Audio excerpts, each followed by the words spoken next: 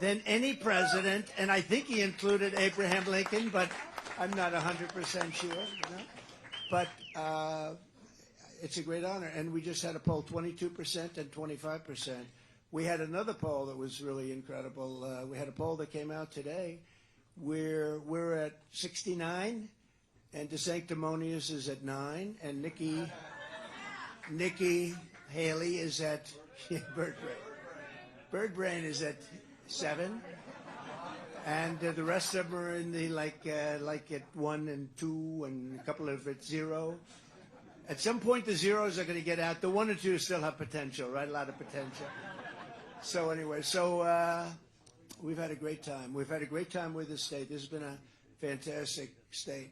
We won 2 elections here by a lot, and this is not necessarily Republican. I mean, it's not really. I mean, this could go if they had a real candidate, which they don't have. I mean, this could go the other way, I guess. It's not. I don't call this not a lock. There's no such thing as a lock in politics anyway. If you have the right person, you could do pretty well. But this has been a great place for us. I love it. I love the people. I have so many friends here, and it's an honor to be with you. And this is a special group because you're going to be out there on the 15th, and you're going to be getting people to go out and do what they have to do.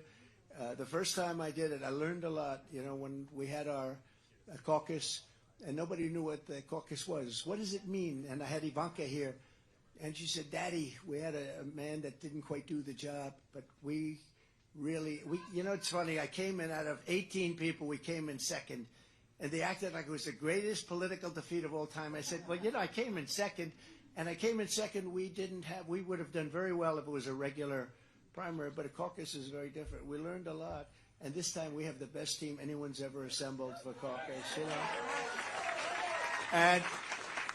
And we came in second, and the fake news made it sound like it was the same. And I thought about it because we should have won it with, you know, a lot of sort of foolish things happened. And it's the only time I had a minor defeat, but I learned a lot because we then went to New Hampshire, and we won big, and we went to South Carolina, we won big. They said, no, you won't win because that's the military, and that's Bush. I said, no, I think the military is Trump. And we won. And we won big. And then we just ran the tables, didn't we? We went to Florida, and we beat a senator and a governor of the state, and by a lot, and we just ran the tables. It was an incredible thing. We went to Indiana. Bobby Knight just died. Indiana had a great coach, for those of you that are basketball fans, right? Would you say? Great coach. He had the last, I guess it was the last undefeated team. They were like 38-0 or something. They won the national championship. And he tended to do it with, I mean, he had some very good players, but he tended to do it with teamwork as opposed to, you know, the star player. And he was a fantastic coach, and he was a big fan of mine. He went to, a friend of mine said, you know, when you get to Indiana, if you could ever get Bobby Knight. I said, you know, it's an amazing thing. Bobby Knight called me 2 years ago, before I even really considered heavily doing this. He said, I don't know you, but you should run. And if you run, I'll support you, and you're going to win. And I said, well, it's really nice, Bobby, that you called. This wasn't really on the agenda, really. I was thinking a little bit about it. We thought about it when Romney ran and did a poor job when he ran against Obama, because that should have been done, because Obama had a failed 4 years, and he should have been able to do it, but he didn't know how to do it. He had no clue.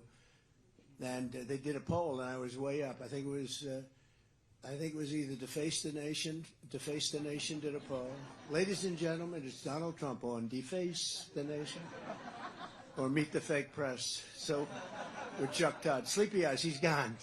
He's gone. Sleepy Eyes, Chuck Todd is gone. Eventually they disappear. But, and he hasn't disappeared, but sometimes the bad ones should, because we need an honest press. We really need an honest press.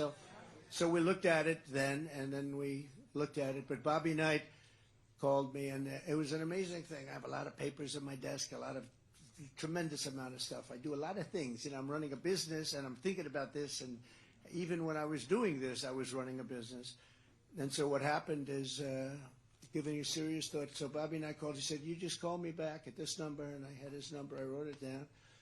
And I put it in, it's almost like from God. So I put it in a stack of paper that was 1.5 feet, 2 feet high on the left of my desk, and I had another stack and another. I had 3 big stacks of paper, thousands of pages. And we were now coming to Indiana. We were doing great. We were doing great here. We were doing great